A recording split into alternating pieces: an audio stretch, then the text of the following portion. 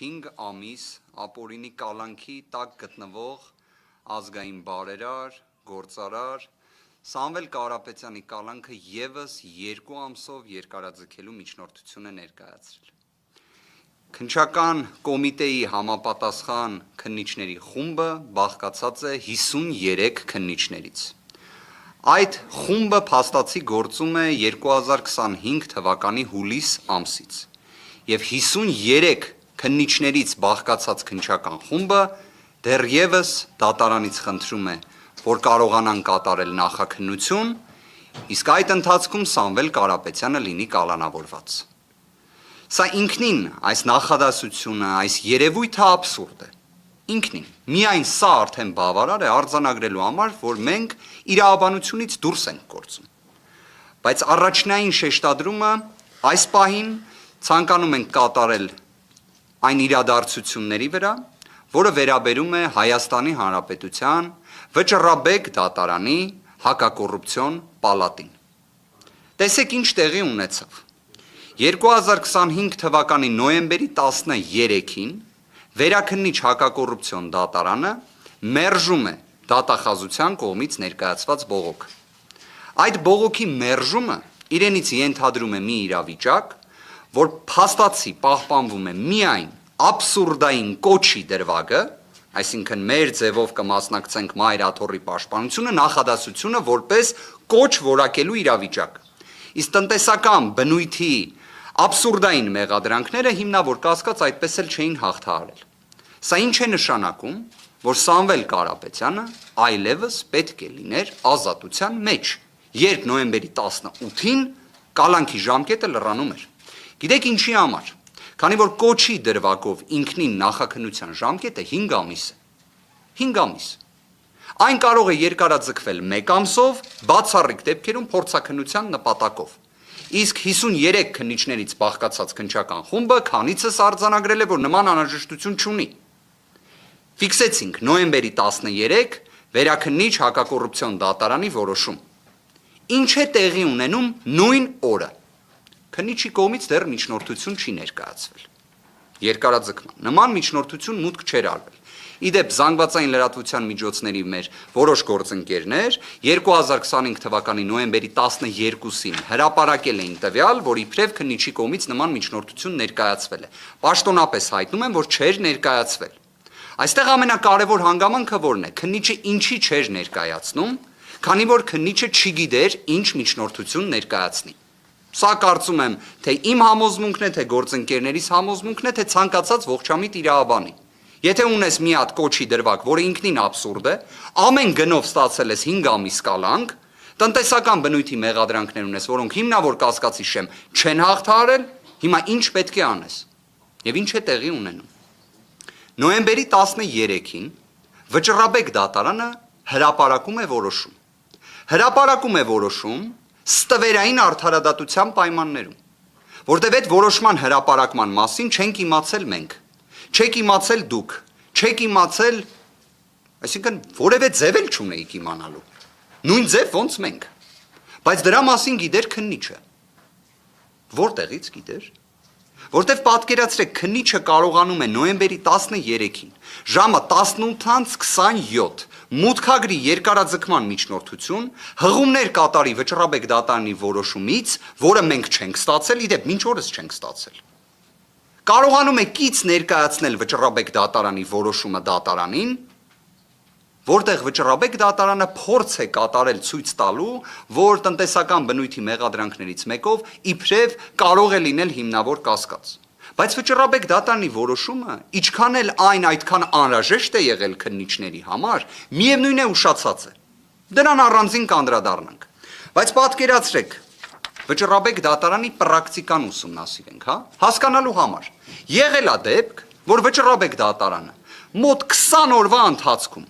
վարույթ ընդունի դատախազության բողոքը եւ որոշում կայացնի։ Եղել է Հայաստանի Հանրապետության պատմության մեջ նման դեպք։ Ես ձեզ հրապարակում եմ վերջին, կարծես 12, նույնիսկ 15 ամսվա վիճակագրություն հենց նույն Վճռաբեկ դատարանի հակակոռուպցիոն պալատի։ Ես կներկայացնեմ վարույթ ընդունելու օր, որոշման հրապարակման օր։ Օրինակ, ապրիլի 4-ին վարույթ է ընդունում Վճռաբեկ դատարանի հակակոռուպցիոն պալատը, գլխավոր դատախազի ներկայացրած բողոքը, հենց տիկին Աննա Վարդապետյանի, որը վերաբերում է 33 դրվագ ենթադրյալ հանցանքի, որտեղ ի դեպ դատարանները կալանքը չէին կիրառել։ Վճռաբեկ դատարանը ապրիլին ընդունում է վարույթ, որոշումը կայացնում է նոյեմբերի 6-ին 2025 թվականի, որով արձանագրում է, որ կարելի էր եւ կալանքը չկիրառել, դե ի վերջո գլխավոր դատախազներ բողոք տարել դա կանխատեսելի զարգացումներ են ժողովրդավարության բաստիոնում, բայց նաեւ արձանագրում է, որ այդ գործը արդեն դատարան են ուղարկել եւ ակտուալ չէ։ Ժամանակագրային, այսպես ասած, հատվածը ֆիքսեցիք։ Շարունակություն։ 2024 թվականի ապրիլի 23-ին Վճռաբեկ դատարանի հակակոռուպցիոն պալատը վարույթ է ընդունում գլխավոր դատախազի բողոքը, որոշումը կայացնում է 2025 թվականի մարտի 10-ին։ Մեկ այլ դեպքով 2024 թվականի մայիսի 22-ին ընդունվում է վարույթ, որոշումը ընդունվում է 2025 թվականի մարտի 10-ին։ Մեկ այլ դեպքով 2024 թվականի դեկտեմբերի 11-ին վարույթ է ընդունվում, որոշումը հրապարակվում է 2025 թվականի ապրիլի 17-ին։ Մեկ այլ դեպքով վարույթ է ընդունվում 2024 թվականի հոկտեմբերի 30-ին, որոշումը կայացվում է 2025 թվականի նոյեմբերի 13-ին։ Մեկ այլ դեպքով վարույթ է ընդունվում 2024 թվականի հոկտեմբերի 21-ին, իսկ որոշումը հրապարակվում է 2025 թվականի հոկտեմբերի 23-ին։ Ես ունեմ առաջարկ, խնդրում եմ օգնել ինձ այս հարցում, ես առաջարկում եմ, որ Վճռաբեկ դատարանի հակակոռուպցիոն պալատի դատավորների գործողությունների վերաբերյալ Սամվել Կարապետյանի դեպքով, որտեղ մենք արձանագրեցինք, չէ, ստացվում է միջինացված, ողջամիտ իրականության մեջ հնարավոր չէր պատկերացնել այսքան արագ որոշման կայացում, պետք է դիմենք Գինեսի ռեկորդների գրքին, այսինքն համապատասխան հանձնաժողովին, եւ կարծում եմ դա կլինի արդար։ Ի վերջո ինչի՞ չպետք է գնահատել նման վարքագիծը։ Սա իսկապես Գինեսի ռեկորդների գրքում գրվելու տվյալ է։ Իդեպ ինձ թվում է, եթե չեմ սխալվում, Գինեսի ռեկորդների գրքում կա հատուկ առանձին մի բաժին տիեզերքի վերաբերյալ։ Օրինակ, հենց սա կարող է գրվել այդտեղ, որտեղ սա տիեզերական արագություն է։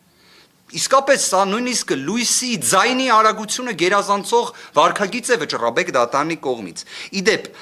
կարծում եմ Վճռաբեկ դատարանի հակակոռուպցիոն պալատի այս գործողությունները Գինեսի ռեկորդի ես պարզապես մինչ ասուլիսը փորձում էի ուսումնասիրել, օրինակ կա մի անձ, կարծես ԱՄՆ քաղաքացի Ֆարմենը, որը փորի վրա ձմերուկ է կարում կտրել եւ դա կարողացել է անել կայծակնային արագությամբ, իր հետ կարող է մրցել նաեւ այս որոշումը։ Բայց հիմա, եթե ավելի փորձում ենք բովանդակային նայել, ինչի համար այս ամենը տեղի ունեցավ։ Զուտ նրա համար, որ քննիչը միջնորդություն ներկայացնի։ Հասկանում եք, Վճռաբեկ դատարանի հակակոռուպցիոն պալատ, սահմանադրական մարմին, արդարադատության տեսանկյունից բարձրագույն ատյան, որին կարողանում են փաստացի օգտագործել միջնորդություն ներկայացնելու նպատակով։ Այսինքն նայեք, կարող էր, չէ, Վճռաբեկ դատարանը այս որոշումը էլի կայծակնային արագությամբ, էլի մեկ ամսից շուտ, հա? Օրինակ, ընդուներ նոյեմբերի 22-ին, կարար դա լիներ, կարար, չէ։ Հիմա ես ուզում եմ դիմել մեր իրավաբան, փաստաբան գործընկերներին։ Դուք տեսել եք դեպք, որ օրինակ Վճռաբեկ դատարանը որոշման հրապարակման օր նշի, իսկ մենք ստացել ենք նման նամակ, որը նաև հրապարակել է 3, որ օրինակ նշվում է, որ դատական ակտի հրապարակման օրը նոյեմբերի 13-ն է, եւ հենց այդ օրը ձեզ տրամադրվի Վճռաբեկ դատարանի որոշումը։ Իդեպ Վճռաբեկ դատարանի որոշումների արձեռն տրամադրման կառուցակարգ չկա։ Մեզ դրա համար Վճռաբեկ դատարանի համապատասխան դատավորի օգնականը տեղեկացնում է, որ որոշումը, որ ընդունվի, մեզ կուղարկվի ողջամիտ ժամկետում, կուղարկվի, ոչ թե եկեք ստացեք։ Եվ սահմանված կարգով կհրապարակվի դատական իշխանության կայքեջում։ Էս ոնց է ստացվում, որ մեզ չեն ուղարկում, որտեղ մեզ 3 ուղարկել են այս որոշումը, այսինքն որոշում էլ չէ, գրություն նրա մասին, որ հարգելի պաշտպաններ, իմացեք, նոյեմբերի 13-ին որոշում է հրապարակվելու։ Սա մեզ ուղարկել է նոյեմբերի 13-ին։ թվագրված նոյեմբերի 12, ստացել ենք նոյեմբերի 14-ին, բայց քննիչը կարողացել է ստանալ նոյեմբերի 13-ին։ Սա հարգելի գործընկերներ, ստվերային արդարադատության լույս սփռումն է, որտեվ այլընտրանք չունեին, ի վերջո սա բացահայտվելու էր։ Բայց երբ նժարին դնում ես մի հատ կալանքի միջնորդություն ու վճռաբեկ դատարանի հակակոռուպցիոն պալատ, իսկապես մեր գործընկերներից Ռուբեն Հակոբյան այս պահին ներկա չէ հարգելի պատճառով, բայց հետաքրքիր հանգամանք էր նշել, որ շատերը խոսում էին, որ Հայաստանի Հանրապետությունը, իհարկե շատերը ասելով բացառապես օրվա իշխանությունները, հանդիսանում է ժողովրդավարության բաստիոն, չէ՞։ Օրինակ մեր գործընկերը առաջարկում էր օգտագործել ժողովրդավարության բաստիլ ձևակերպումը։ Իդեպ ես նաև կառաջարկեի դիտարկել ոչ թե ժողովրդավարության բաստիոն։ Բաստիոնը դրական բառ է, բայց պատկերացրեք օգտագործենք բռնատիրական բաստիոն։ Բռնատիրական բաստիոն։ Իդեպ հետաքրքիր մի բան ասեմ ձեզ, իսկապես հետաքրքիր է, կալանքների շատ լինելը բռնատիրական երկրի հետ համեմատել, այսինքն որ ինքնին երևույթ է, որ եթե կալանքները շատ են, դա բռնատիրական երկրի, իդեպ ոչ թե ավտորիտար, այլ հենց բռնատիրական երկիր ձևակերպումն եմ օգտագործում, կարող եք համացանցում հնարավորության դեպքում նայել, օգտագործվել է Հայաստանի Հանրապետության բարձրաստիճան պաշտոնյաներից մեկի կողմից 2024 թվականի հոկտեմբերի 23-ին։ Այս բան չեմ ասի ում կողմից, բայց կխնդրեմ, որ դուք նայեք։ Նշված պաշտոնատար անձը հրապարակավ ասում է, որ մենք ներդրել ենք տնային կալանքը որպես խափանման միջոց, որտեղ ժողովրդավարական բարեփոխումները դա են պահանջում։ Հակառակը բռնատիրական երկրի դրսևորում է։ Մենք ի վերջո պետք է հասկանանք, որ այդպես չպետք է լինի։ Այսենց մտքեր էին արձանագրվել։ Սամվել Կարապետյանի դեպքում 5 ամիս է միայն կալանքն է գործում։ Որ հարցնեք ինչի համար, ինչ հիմքով, ինչ պատճառաբանություններով։ Այդ պատճառաբանությունները ուղղակի նայեք Գինեսի ռեկորդների գրքում օրինակ վճռաբեկ դատարանի գործողությունների տեսանկյունից։ Այստեղ ես ողջամտություն չեմ տեսնում։ Սահմանադրական դատարանը օգոստոս-սեպտեմբեր ամիսների ընթացքում 2 որոշում է ընդունում, որով ընդգծում է անձի ազատության կանխավարկածը։ Այսինքն որ չի կարելի մարդուն կալանավորել, ուղղակի կալանավորելու համար։ Այն պետք է լինի բացառիկ միջոց, պետք է դրա համար բոլոր այլ միջոցները սպառված լինեն։ Բայց մենք տեսնում ենք, որ այդ ամենը չի գործում։ Հարգելի գործընկերներ, սա ծայրահեղ, վտանգավոր ժխտողականության ճանապարհ է։ Սա իրավական նիհիլիզմի ճանապարհ է։ Մեր կողմից ներկայացված վճռաբեկ բոկները մենք գործընկերներով քննարկել ենք։ Մենք հենց նախաքննական գաղտնիքի այս աբսուրդային սահմանափակումները վերջանան, որը մենք էլ ենք չպնդում, որ եկեք վերջ տանք այս նախաքննական գաղտնիքին։ Մենք հրապարակելու ենք մեր ներկայացրած վճռաբեկ բողոքը եւ թող դատախազությունն էլ հրապարակի իրենց ներկայացրած բողոքը։ Եվ ուղակի թող ցանկացած անաչառ դիտորդ ասի, որ մի բողոքը պետք է ընդունվեր վարույթ։ Գլխավոր դատախազության բողոքը, թե մեր կողմից ներկայացված բողոքը։ Վարույթ է ընդունվում գլխավոր դատախազուի տեղակալի ներկայացրած բողոքը եւ 20 օրյա ժամկետում որոշում է ընդունվում։ Հենց այն օրը, որ քննիչը կարողանա միջնորդություն ներկայացնի։ Այստեղ էլ է հետաքրքիր հանգամանք։ Քննիչը ըստ քննչական կոմիտեի նախագահի հրամանի ժամկետի լրանալուց 7 օր շուտ պետք է ներկայացնի միջնորդությունը։ Այս անգամ այդպես չեղավ։ Այսինքն քննիչը ինչին էր սպասում։ Ինչին էր սպասում, այսինքն այս ինչ համոզմունքներ, այս ինչ կանխավարկածներ են գործում։ Եվ ներկայացնում է նոյեմբերի 13-ին, որը քրեական դատավարության օրենսգրքով վերջնաժամկետն էր միջնորդություն ներկայացնելու։ Բայց անպայման միջնորդության մեջ պետք է հնարավորություն ունենար ցիտելու վճռաբեկ դատարանին։ Բայց դա միայն ինքը ունի։ Այդ հնարավորությունը վերապահված է միայն քննչական մարմիններին։ Սամվել Կարապետյանին վերաբերող վճռաբեկ դատարանի որոշում, բայց Սամվել Կարապետյանի պաշտպանական խումբը դա չի ստանում։ Դա ստանում է քննիչը, թե ինչ ճանապարհով գաղափար չունենք։ Իդեպ մի հանգամանք եմ ուզում նշել եւ խոսքը փոխանցեմ գործընկերներիս։ Վճռաբեկ դատարանը ունի 4 պալատ։ Հակակոռուպցիոն պալատն էր, որ այս գործը քննում էր եւ ռեկորդը սահմանեց։ Վճռաբեկ դատարանի հակակոռուպցիոն պալատի նախագահը նախկինում փաստաբանական գործունեությամբ զբաղված Դավթյան Արտուրն է։ Բայց փաստաբանական գործունեությանը մեկ այլ իրադարձություն էր հաջորդել։ Ինքը քաղաքացիական պայմանագիր կուսակցության անդամ էր։ Երկրորդ հանգամանք սահմանադրությունը ասում է, որ վճռաբեկ դատարանը ունի 2 կարևորագույն լիազորություն։ Ապահովել միատեսակ պրակտիկա, այսինքն նախադեպեր ընդունել, որ ընդհանրապես պետք է այսպես մեկնաբանվի դրույթը, որ քննիչները պետք է ունենան այսպիսի պարտականություններ իրավունքները օրինակ հարգելու համար, որտեղ վճռաբեկ դատարանը իրավունքի դատարան է։ Ինչի համար եմ այս պնդումը կատարում, որտեղ սահմանադիրը երկրորդ լիազորությունը, որ նախատեսել է վճռաբեկ դատարանի համար, կոչվում է հիմնարար իրավունքների եւ ազատությունների խախտումների վերացում։ Հիմա ինձ մեկը կարող է ասել, վճռաբեկ դատարանը գլխավոր դատախազի տեղակալի բողոքը ընդունելով վարույթ 20 օրյա ժամկետում որոշում ընդունելով միատեսակ պրակտիկա էր ապահովում, թե հիմնարար իրավունքների խախտումներն էր վերացնում։ Մենք ներկայացրել էինք մեր բողոքում հիմնարար իրավունքների խախտումների վերացման խնդրանք։ Իդեպ հիմքն էլ օգտագործել էինք վճռաբեկ դատարանի միատեսակ պրակտիկա ապահովելուն ուղղված հենց վճռաբեկ դատարանի հակակոռուպցիոն պալատի որոշումը։ Այսինքն մենք խնդրում էինք, որ վճռաբեկ դատարան ձեր իսկ կողմից ընդունված որոշումը քննիչները, դատախազները, դատավորները չեն հարգում։ Եկեք պաշտպանեք ձեր իսկ որոշումը։ Վճռաբեկ դատարանը դա վարույթ չի ընդունում։